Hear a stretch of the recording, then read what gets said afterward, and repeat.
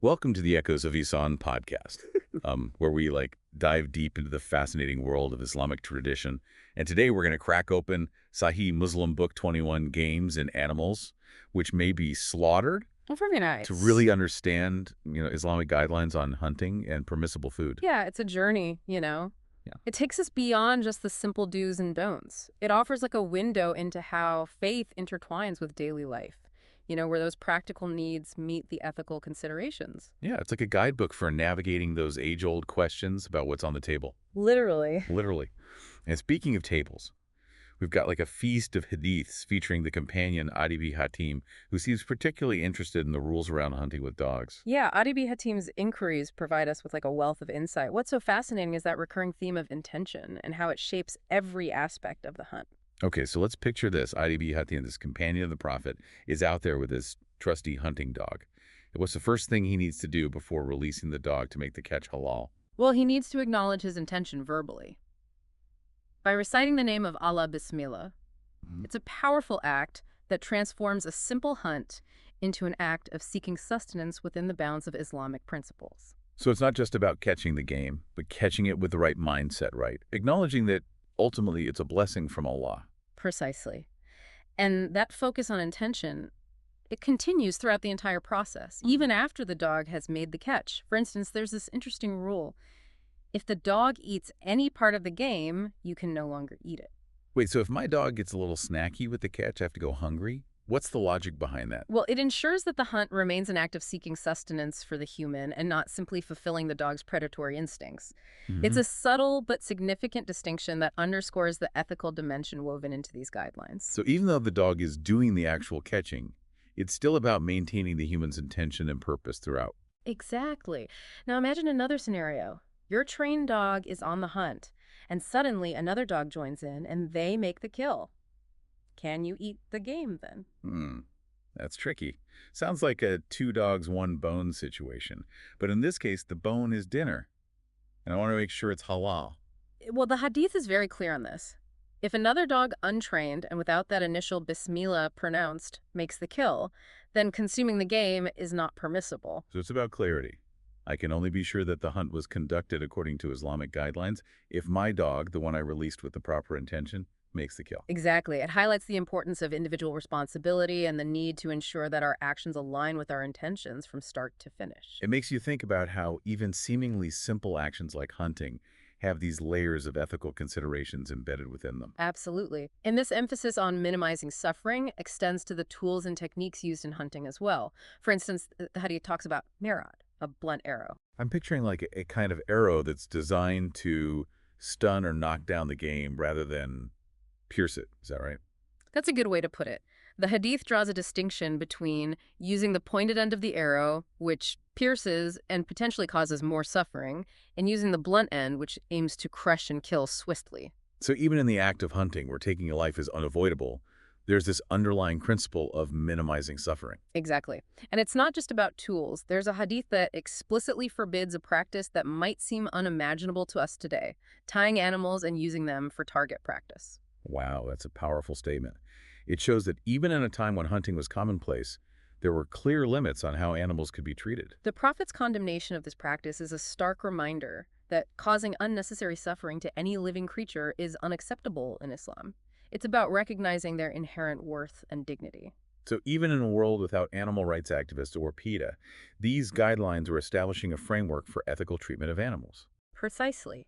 Cultivating compassion and sensitivity, recognizing that even animals have a right to be treated with kindness and respect. This deep dive into hunting ethics has been incredibly insightful. But let's shift gears for a moment and consider a scenario that hunters throughout history have probably encountered. What happens when you shoot your arrow, the game runs off, and you don't find it until days later? That's where the Hadith offers some practical guidance. It addresses the realities of a time before refrigeration when preserving meat was a major concern. So, no magical freezers back then. What did the Hadith say about eating game that had been out in the elements for a while? It boils down to this. If the game is clearly rotten, then consumption is forbidden. However, if there are no signs of spoilage, it's considered permissible to eat. It sounds like a sensible approach. Hmm? You know, prioritizing both sustenance and safety. No one wants food poisoning from a hunt gone wrong. It highlights the pragmatic nature of Islamic teachings, ensuring that they remained applicable and relevant to the everyday lives of people, even in challenging circumstances. So we've covered the ethics of hunting and the importance of intention. But what about the big question? Which animals are actually halal and which are off the menu? That's where things get even more interesting. And this is where we really start to see how Islamic guidelines weave together spiritual, ethical, and even practical considerations. Well, let's start with a category that's pretty straightforward. Fanged beasts of prey and birds with talons. Those are off the menu. So we're talking like lions, tigers, eagles, hawks, the kind of animals that just naturally evoke this sense of power and ferocity. But why the prohibition? Is it just because, like, they're dangerous to hunt? Well, while safety might be a factor, the reasons actually go deeper. Some scholars believe that consuming these animals could actually negatively impact our spiritual well-being, potentially even making us more prone to aggression. It's like their nature could somehow transfer to us. So it's not just about physical health, but also about cultivating, like, inner peace and avoiding those qualities that are associated with violence? Yeah. Exactly. And it's a reminder that what we consume can have an impact on our character and our connection with the divine. It really makes you think about how careful we should be about what we put into our bodies, both physically and metaphorically. Yeah. But what about animals that seem less obviously fierce, like the donkey, for example? Ah, the donkey. This one has sparked centuries of debate among scholars. It's kind of a historical puzzle. You see, after the Battle of Khaybar, the Prophet prohibited the consumption of donkey meat. Okay, so we've got this major battle, and suddenly donkey meat is off the table. Was it a strategic move, perhaps, to preserve donkeys for transportation? That's one theory. Donkeys were so valuable for carrying supplies, and people, especially during a time of war, prohibiting their consumption could have been a way to protect these essential resources. So it could have been a temporary measure tied to the specific circumstances of the battle. That's certainly possible. However, some scholars believe that the prohibition is absolute, and it applies regardless of the context. It's a reminder that, interpreting these religious texts can be complex, with room for diverse opinions and ongoing scholarly discussion. It's like those legal dramas where they argue about the intent of the law versus, like, the letter of the law. But instead of lawyers, we've got scholars debating the meanings of these ancient texts. And those debates are part of what keeps these traditions alive and relevant, allowing us to engage with them in a meaningful way. Now let's move on to a creature that might seem a bit more exotic to some of us, the lizard. Ooh, lizards. Okay, full disclosure, I'm not sure I'd be lining up to try lizard meat. But I am curious about where they fall on, like, that halal spectrum. This is where we really see, like, the nuance and flexibility of Islamic guidelines in action. We have accounts where the Prophet Muhammad, peace be upon him, was offered lizard meat and he chose not to eat it. However, he didn't forbid others from doing so. So it's like, it's not my cup of tea, but you do you. Precisely. It's a reminder that there's a distinction between something being permissible, meaning allowed within Islamic law, and something being personally preferred. It's a great lesson in tolerance and respecting individual choices, even within a framework of religious guidelines. But let's move on from the land and dive into the sea. We have this fascinating hadith about a whale that offers some pretty profound lessons. Ah, the whale. This story isn't just about dietary guidelines, it's about Allah's provision and mercy. Remember, the companions were stranded on, like, a desolate coast facing starvation? It's like something out of a survival movie. I can imagine the desperation they must have felt. And then, as if by a miracle, this massive whale washes ashore, providing them with enough food for weeks. Talk about a literal lifesaver. But I remember there was some initial hesitation about eating the whale. Why was that? Well, the companions were very devout followers of Islamic law, and they knew that typically an animal must be slaughtered according to specific rituals to be considered halal. Right, there's the pronouncement of Allah's name and the cutting of the jugular vein. But I'm guessing those rituals weren't exactly feasible with a beached whale. You're exactly right. And that's where the principle of necessity overriding prohibition comes into play. Their leader, Abu Ubaidah, he recognized the dire circumstances, and he allowed them to eat the whale even though it hadn't been ritually slaughtered. So sometimes survival trumps strict adherence to the rules. It makes sense, but I imagine it was still a difficult decision to make. It highlights the wisdom and flexibility of Islamic teachings. They're meant to guide us in all situations, even the most extreme ones. It's about recognizing the spirit of the law, not just the letter of the law. And it's about trusting that Allah will provide for us even in the most unexpected ways. But this story goes beyond just survival, doesn't it? Absolutely. It's also about the importance of community and gratitude. When the companions returned to Medina, they even sent some of the whale meat to the Prophet Muhammad, recognizing that this blessing wasn't just for them, but for the entire Muslim community. It's a beautiful example of sharing and caring for one another, especially in times of need. Now, I know we've talked about a lot of different animals, but there's one more I want to ask about: locusts. Ah, locusts. They might seem like an unusual food source today, but in ancient Arabia, they were actually a common part of the diet, even for the Prophet Muhammad and his companions. I have to admit, I'm picturing those swarms of locusts that can descend on crops and cause so much damage. But how do they go from being like a plague to being on the menu? Well, for one thing, they're a surprisingly good source of protein. And in the harsh desert environments of Arabia, they were a readily available source of sustenance. But there's also some debate about how they're classified within Islamic law. So is it a bird? Is it seafood? Is it a bug? Some scholars consider locusts to be a type of seafood because they're believed to originate from the sea. That's fascinating. It kind of stretches our modern understanding of what constitutes seafood. Others see them as a type of bird because of their wings and ability to fly. So the categorization is less about scientific taxonomy and more about observable characteristics. It's a reminder that these ancient classifications have their own logic and reasoning. Exactly. And regardless of their exact categorization, the permissibility of eating locusts highlights the adaptability of Islamic dietary guidelines. It's about recognizing that what's considered permissible can vary depending on the environment and the circumstances. And in a way, it's similar to the story of the whale. I see the connection.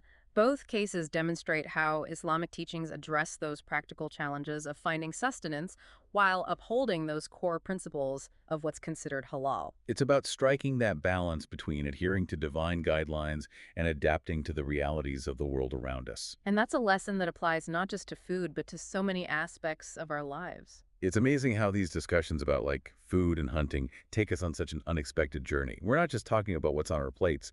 We're exploring history and ethics and even our relationship with Allah. Yeah, it's a testament to the depth and richness of Islamic teachings. Even these seemingly simple acts like hunting and eating can become gateways to these profound reflections on our values and beliefs. Speaking of reflections, there's one hadith that's been on my mind. It's the one about finding game days after shooting an arrow. The ruling seems pretty straightforward. You can eat it unless it's rotten. But I'm curious about the deeper implications. It's a classic example of how Islamic guidelines blend practicality with ethical considerations. Imagine yourself as a hunter in those times. You spend days tracking and hunting, and finally you release your arrow. The animal flees into the thick undergrowth, leaving you with no immediate way to retrieve it. It's a scenario that must have played out countless times in those days. Yeah. But days later, you stumble upon your kill. What then? That's where the wisdom of this hadith comes in. In a time without refrigeration, knowing whether or not that meat was still safe to eat was a matter of survival. The hadith's guidance provides a clear framework for decision-making. So it's about balancing the need for sustenance with the need to avoid harm. A rotten carcass could mean days of illness, something a hunter couldn't afford. Exactly. And it also reflects this principle of avoiding uncertainty. If there was any doubt about the meat's condition, it was always best to err on the side of caution. It's a reminder that Islamic teachings are deeply rooted in the realities of everyday life, offering guidance that's both practical and spiritually sound. Now let's turn our attention back to the animal kingdom. We've touched on some specific creatures already, but there's a broader category that I think is worth exploring. Those fierce predators with fangs and talons. Okay, we're back to the lions and tigers and bears. Oh my. But seriously, why are these magnificent creatures off limits? It's a fascinating question, and one that's generated diverse interpretations among scholars. Some believe that the prohibition is tied to potential health risks. Okay. The meat of predators, with their often carrion-based diet, could harbor parasites or diseases that could be harmful to humans. So it's like an ancient form of food safety regulation, protecting people from the unseen dangers of consuming certain types of meat. That's one perspective. Others believe that the prohibition goes beyond just physical health and touches upon the spiritual and ethical dimensions of our choices. I'm intrigued. What's the spiritual angle here? Well, some scholars suggest that consuming these animals could actually negatively influence our character.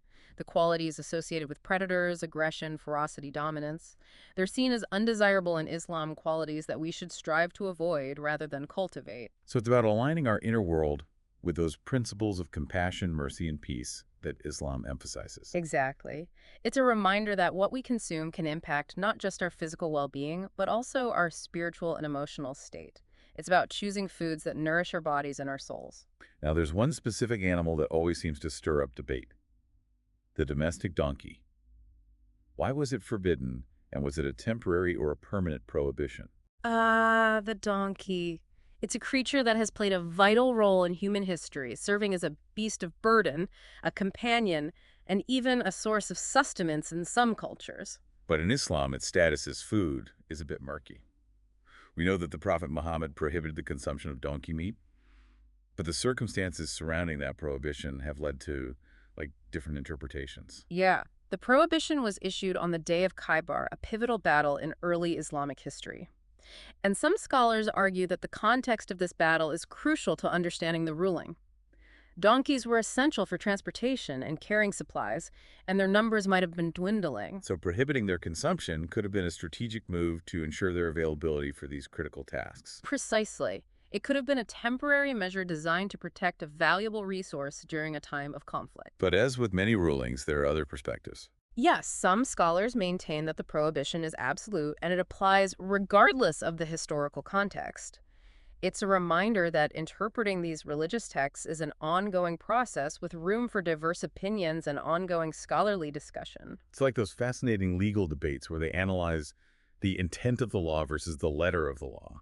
But in this case, we're talking about centuries-old traditions and interpretations. And those debates are a part of what keeps these traditions alive and relevant, allowing us to engage with them in a meaningful way. Now, before we wrap up our deep dive, let's revisit that curious creature, the lizard.